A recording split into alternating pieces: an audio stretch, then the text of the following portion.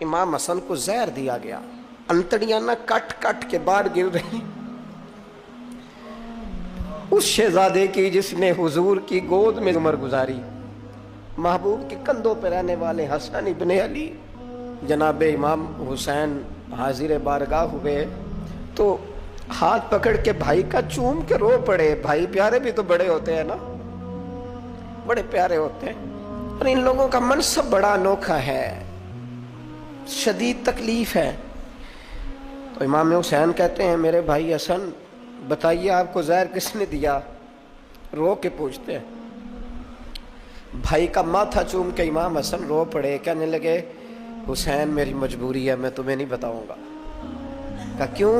فرمانے لگے اس لیے کہ اگر وہ نہیں جس پر مجھے شک ہے تو پھر کسی بے گناہ کا نام کیسے لے دوں، اور اگر وہی ہے نا جس پر مجھے شک ہے تو پھر میں تمہیں نہیں بتاؤں گا، میرا رب بڑا بہتر انتقام لینے والا ہے، پھر بھی نہیں بتاؤں گا۔ کیا کروں، کیسے بتا دوں، مصطفیٰ کا نواسا ہوں، میں پڑھتے ڈالنے والی ماں کا بیٹا، میں شیر سے زیادہ جگر رکھنے والے علی کا پتر، میں کیسے بات کر دوں؟ بس زخم پہ زخم کھا کے جی، خونے جگر کے گھونٹ پی، اور سجنا آہ نہ کر لبوں کو سی، یہ عشق ہے کوئی دل لگی نہیں۔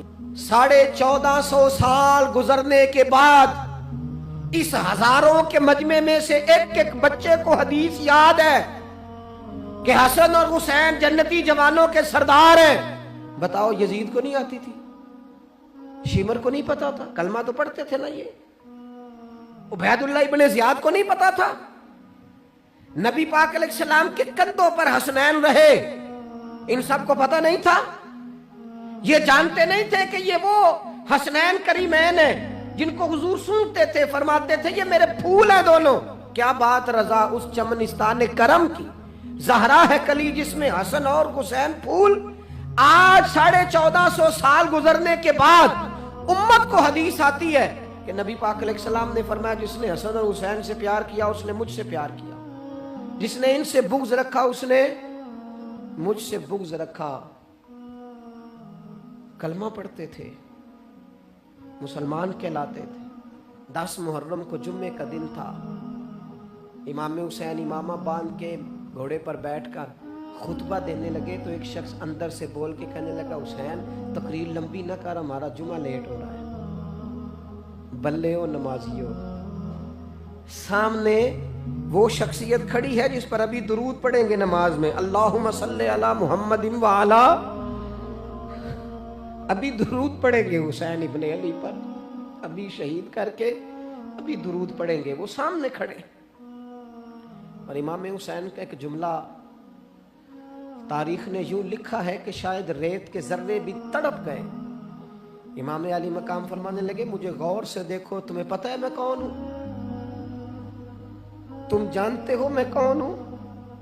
نبی پاک نے فرمایا تھا یہ حسن اور حسین میرے بیٹے ہیں کیونکہ میری بیٹی کے بیٹے ہیں۔ تمہیں پتہ ہے میں کون ہوں؟ سامنے امام حسین کھڑے، فرمایا مجھے جانتے ہو؟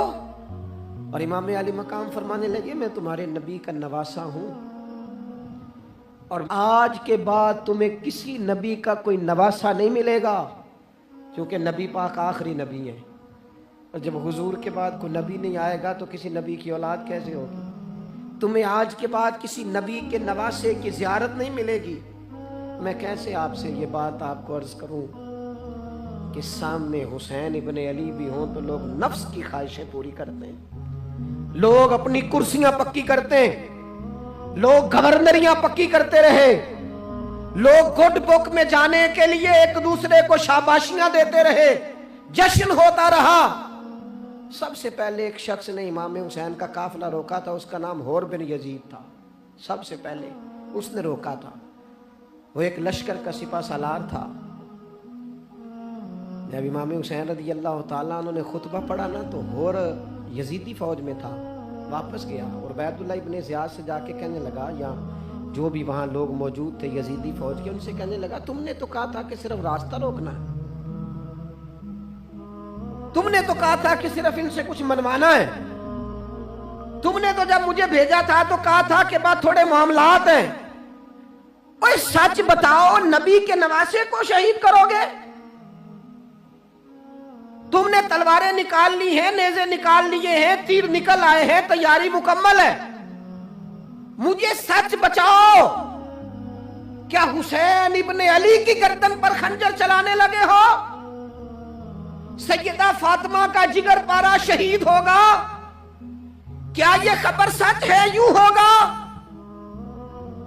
तो कहने लगे हाँ, यही हुक्म है हमें, यही तैयारी है, यही प्रोग्राम है, यही प्लान है, यही होगा।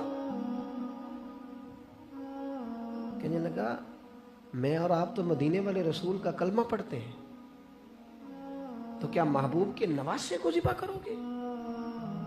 जनाब अली अकबर को, जिनका चेहरा रसूल पाक से मिलता है, हजरत कासिम बिन हसन को, जनाब अली के बेटों अब्बास बिन अली को, हजरत अली के बेटे अबू बकर बिन अली को, हजरत अली के बेटे उमर बिन अली को, हजरत अली के बेटे ये भी 3 करबला में मौजूद, हजरत उस्मान इब्ने अली को, इनको शहीद करोगे? ने कहा हाँ, तैयारी हो गई है। तो सब के जमीर मुर्दा नहीं होते, हाँ हाँ, बड़ी बड़ी सख्त जगहों पे फूल उगते हैं। और ने जब इनसे कहा कि तुम्हारा पक्का इरादा है, कहा पक्का इरादा है, तो उसने कहा ये ज़रा पकड़ो, ये ओहदा पकड़ो, मुझे तुम्हारा दिया हुआ ओहदा नहीं चाहिए, हुसैन के नाना की दी हुई जन्नत दरकार है, ये रखो अपने पास, मुझे तुम्हारा। एड़ी लगाई उसने और दौड़ा और इमाम हुसैन के कदमों में गया। कहने लगा हुजूर, मैं मुजरिम हूं, मैं खताकार हूं, मैंने सबसे पहले आपको रोका था, पर मुझे कसम है अल्लाह की, मैं जानता नहीं था इनका इरादा क्या है। हुजूर, भूल गया, गलती कर बैठा, ये अंधे होंगे, इनकी आंखों में पट्टी बंदी होगी, मुझे तो पता है ना कि दुनिया को फिर मोहम्मद का नवासा ना मिलेगा, मुझे खबर है। अगर माफी मांगू तो माफ कर दोगे? पहला मुजरिम हूं, मैंने रोका है, अगर आ जाऊं तो कबूल कर लोगे? ये ज़रफ़, ये हौसले, ये तवानाइयाँ अगर हैं तो सैयदा फातिमा के दूध में है, ये शेर खुदा की तरबियत में है, ये महबूब ने जो उनकी ज़ुबानों को चूसा तो उस करम में है। हज़रत इमाम हुसैन ने उठ के सीना यूं चौड़ा किया, हाथ फैलाए, फरमाया आजा, लग जाना मेरे सीने के साथ, तू आ जाना, तूने देर की, हम तो पहले से मुंतज़िर थे, तू आ जा, तेरी सारी माफ़ है। होर के मुकद्दर जागे, इमाम अली मकाम के लश्कर में शामिल हुआ। बाज ने लिखा है जो लोग इब्तदा में शहीद हुए इमाम हुसैन की तरफ से, उनमें होर शामिल। खुदारा, कुछ ख्वाहिशात, कुछ नफसानी बातें छोड़ दो, सारा दिन अपने आप को ही मनवाते रहना। अपनी जिद के सामने लोग बड़े बड़े इदारे तबाह कर देते, बड़ी बड़ी जमातें तबाह हो गई, बड़े बड़े आस्ताने खैर के टूट गए, लेकिन हमारी अना, हमारी जिद, हमारा तकब्बुर, हमारी अपने लिए ख्वाहिशात ये खत्म ना हो सकी। इमाम हुसैन रदी अल्लाह ताला अन्हु को जिन लोगों ने शहीद किया, उन्हें हुजूर का खून नजर नहीं आया, नफ्स की ख्वाहिशें नजर आईं, जायदादें नजर आईं। लेकिन पता है कमाल क्या है, हमेशा जो लोग हक कबूल करते हैं ना, अल्लाह ताला उन्हें ये इज्जत अता करता है। 2-4 बातें मेरी ज़रूर लेके जाना। मैं एक दफ़ा बहुत परेशान था, हालात कुछ अजीब रुख इख्तियार कर गए, बहुत परेशान था, तो मैं एक बुजुर्ग की खिदमत में हाजिर हुआ, मैंने कहा दुआ फरमाइएगा। तो मुझे कहने लगे सैयदा ज़ैनब की सीरत पढ़ो। तो मैंने पहले दिन आके किताब खोली ना, तो दरबार दमिश्क में जो जनाब ज़ैनब ने कलाम फरमाया ना, इंसान टूट जाता है, लेकिन इंसान हक पे हो के अगर गला भी कटा लेना तो उसका मिजाज ताकतवर रहता है, रूह ताकतवर रहती है, उसे महसूस होता है कि मैं कमज़ोर नहीं पड़ा। यजीद ने जब कोई बात की ना दमिश्क के दरबार में, तो हज़रत ज़ैनब पीछे बैठी थी पर्दे के लोगों के दरमियान, उसने जब कोई बात की تو جناب زینب وہاں سے اٹھ کے، ہماری خواتین ہر بات پہ روتی ہیں، دو کہیں کہ ختم ہی نہیں ہوتے، جناب زینب پیچھے سے اٹھیں پردے کے پیچھے سے، اور جب اپنی گرجدار آواز میں انہوں نے گفتگو شروع کی تو وہاں ایک نابینا بزرگ بیٹھے تھے جو مولا علی شیر خدا کی بارگاہ میں حاضری دیا کرتے تھے۔ جب سیدہ زینب نے خطبہ شروع کیا نا تو وہ بزرگ چونک گئے، اور وہ نابینا تھے تو ساتھ والے آدمی کا گھٹنا ہلا کے کہنے لگے، علی آ گئے دربار میں، علی کی آواز ہے، علی بول رہے دربار دمشق میں۔ وہ زینب کا خطاب منبر پہ علی بول رہے ہوں جیسے، علی آ گئے، وہ گرج آواز میں، وہ تنتنا، وہ دبدبا، وہ وزاداری، وہ ان کی بات میں صداقت، کانپ گئی ہر چیز دربار کی۔ اور امام زین العابدین بیمار بھی تھے، مسافر بھی تھے، پریشان بھی تھے، لیکن جب یزید سے انہوں نے کہا نا مجھے خطبہ دینے دے، تو چند منٹ گفتگو کی امام زین العابدین نے، تو کہنے لگا اذان پڑھو جماعت کرائیں، اس لیے کہ ان کی باتوں میں وہ حق ہوتا ہے۔ میں تو امام علی مقام رضی اللہ تعالیٰ عنہ اور یزید کے معاملے میں ایک ہی بات سمجھا ہوں، سب کو پتا تھا یہ حسین ابن علی، سب کو پتا تھا حق ان کے ساتھ ہے، سب جانتے تھے ان سے زیادہ عظمت کسی کی نہیں، لیکن اپنے نفس کی خواہشوں پر کنٹرول نہیں کر سکے۔ پوری امت کا اس وقت مسئلہ ضروریات کا نہیں، خواہشات کا ہے۔ آج بھی کچھ لوگ کہتے ہیں فلاں آدمی اتنا نیک ہے تو پھر فلاں بندہ مخالفت کیوں کرتا ہے؟ میں نے کہا جو نبیوں کی مخالفت سے باز نہیں آئے، جو صحابہ کی مخالفت سے باز نہیں آئے، اہل بیت کی مخالفت، جو حسین ابن علی کے سامنے کھڑے ہو گئے، نیک آدمی کس کھاتے میں؟ اللہ کا قرآن کہتا ہے یجاہدون فی سبیل اللہ ولا یخافون لومۃ لائم ذالک فضل اللہ یؤتیہ من یشاء۔ کچھ لوگ اللہ کے راستے میں جہاد کرتے ہیں تو لوگ ان کی ملامت بھی کرتے ہیں، انہیں برا بھی کہتے ہیں، پر وہ کسی کی پرواہ نہیں کرتے، یہ ان پر اللہ کا فضل ہے، اور یہ فضل رب جسے چاہتا ہے اسے عطا کرتا ہے۔ آپ حضرات آج اس محفل سے یہ لنگر لے کے جائیے گا کہ کہیں میری روحانیت کے سامنے میری نفسانی خواہشات تو نہیں کھڑی ہو گئیں، تھوڑا سا 2 قدم پیچھے ہٹنا ہے، ہم نے امام علی مقام سے فیض لینا ہے، امام حسین کی عظمتوں کو سلام کرنا ہے۔ سر اٹھا کے جینا چاہتے ہو تو امام حسین کا طریقہ اپنا لو، ان کے رستوں کے مسافر بن جاؤ، زندگی وقار کے ساتھ گزرے گی، خودداری کے ساتھ گزرے گی۔ آپ دیکھیے حضرت فاروق اعظم رضی اللہ تعالیٰ عنہ نے مسئلہ بیان کیا، تو جناب فاروق اعظم رضی اللہ تعالیٰ عنہ نے اس مسئلے میں عورتوں کے مہر کے متعلقہ، جو حق مہر ہوتا ہے خاتون کا، اس کے متعلقہ جناب عمر نے کوئی مسئلہ بیان کیا۔ تو آپ جمعہ پڑھا کے باہر نکلے تو ایک خاتون کھڑی تھی دروازے پر، کہنے لگی امیر المومنین حد ہو گئی ہے، آپ عورتوں کو مہر لینے پر پابندی لگا رہے ہیں، اتنا لینا اتنا نہ لینا، اور اللہ رسول نے کھلی اجازت دی ہے جتنا مرضی لے لیں۔ اس خاتون نے دلائل پیش کیے۔ اب امیر المومنین کے سامنے ایک تو ہے کہ عام مرد کے سامنے عورت بات کرے تو لوگ قبول نہیں کرتے، اور 22 لاکھ مربع میل کا حکمران، اور جس کے بارے میں معروف ہے کہ ان کا درہ ہر وقت چلتا ہے، اس خاتون نے جناب عمر سے کہا کہ جناب مسئلہ یوں ہے، آپ نے یوں بیان کیا ہے۔ اب ارد گرد لوگ کھڑے تھے، کسی نے یہ نہیں کہا گستاخ معاذ اللہ تو کیا کہہ رہی ہے، امیر المومنین کے سامنے کلام کرتی ہے۔ بات حق تھی، کسی نے جرت نہیں کی۔ ایک شخص حضرت عمر سے کہنے لگے حضور آپ کچھ بولتے کیوں نہیں، کچھ تبصرہ کریں۔ فرمانے لگے بولنا کیا ہے، ایک مرد نے خطا کی ہے اور ایک عورت ٹھیک کہہ رہی ہے، اس کی بات درست ہے، میں کھلے دل سے قبول کرتا ہوں۔ نفس پر گرچہ چوٹ لگتی ہے اسے قبول کریں۔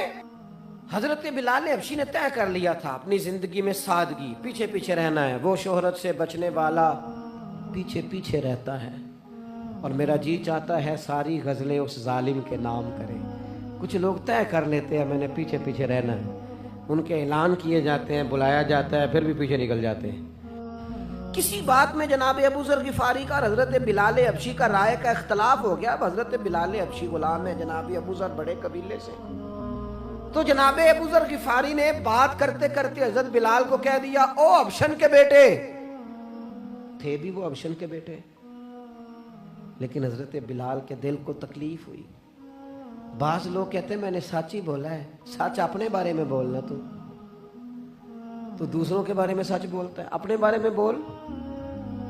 صرف تو دوسروں کے لیے بولے؟ او جی میں نے سچ ہی تو بولا تھا. سچ بولنے کی بھی حکمت ہے. سچ بولنے کی سب سے بڑا سچ کسی کو اللہ کی طرف بلانا ہے. اور میرا رب فرماتا ہے ادعو الی سبیل ربک بالحکمہ. کسی کو اللہ کی طرف بھی بلاؤ تو دانائی کے ساتھ بلاؤ, حکمت کے ساتھ. سب سے بڑا سچ بھی بولو تو دانائی کے ساتھ بولو. تو نے سچ بولا ہے اور تو نے لوگوں کا کلیجہ چیر کے رکھ دیا ہے. یہ کیا انداز ہوا تیرا سچ بولنے کا؟ یہ کیا طریقہ ہوا؟ حضرت سیدنا بلال حبشی رضی اللہ تعالیٰ عنہ کو جناب ابو ذر غفاری نے کہا حبشن کے بیٹے بات سچی تھی. حضرت بلال کو تکلیف ہوئی, کونے میں بیٹھ کے روئے, اور غلام روئے اور آقا کو خبر نہ ہو. تڑپے جو ہم یہاں تو مدینے خبر گئی. حضور علیہ الصلوۃ والسلام پتہ چلا, محبوب نے منبر سجایا. حضور کی عادت تھی نامینیٹ کر کے اصلاح نہیں کرتے تھے, بائی نیم نہیں, نامزد کر کے نہیں, اوورال بات کر دیتے, سمجھنے والے سمجھ جاتے. حضور فرمانے لگے لوگوں کو کیا ہو گیا ہے؟ میں نے تو جاہلیت کی ساری باتیں پاؤں تلے رون دی تھی, ابھی بھی کہتے ہیں بلال کو حبشن کا بیٹا. حضرت ابو ذر غفاری کہتے ہیں باقی تو کوئی نہ سمجھے تو میں سمجھ گیا. بڑا مشکل ہوتا ہے مجمع میں اٹھ کے معافی مانگنا. ہمارے ہاں بعض لوگ معافی بھی اس طرح مانگتے ہیں کہ یوں لگتا ہے گن بھی ساتھ پکڑی ہوئی ہے, معافی دو ورنہ گولی مار دوں گا. معافی مانگنے کا بھی طریقہ سلیقہ نہیں آتا. حضرت ابو ذر غفاری مجمع کے بیچ اٹھ کے کھڑے ہوئے, چمکتا دمکتا چہرہ, قبولیت حق کا جذبہ, اپنے نفس کو چیر دینا اور اس پر پاؤں رکھ کے رب رسول کا قرب حاصل کرنے کا ذائقہ. جناب ابو ذر غفاری حضرت بلال کے قریب گئے اور پھر ان کے سامنے لیٹ گئے, رو کے کہنے لگے حبشن کے بیٹے اٹھا اپنا پیر اور رکھ میرے سینے پہ. میں اس قوم کو بتانا چاہتا ہوں کہ تھا تو حبشن کا بیٹا, پر جب سے مدینے والے کا کلمہ پڑا ہے کائنات میں عزت والا ہو گیا ہے. یہ دیکھو کس نے ذروں کو اٹھایا اور صحرا کر دیا, کس نے قطروں کو ملایا اور دریا کر دیا, کس کی حکمت نے یتیموں کو کیا در یتیم اور غلاموں کو دنیا بھر کا مولا کر دیا.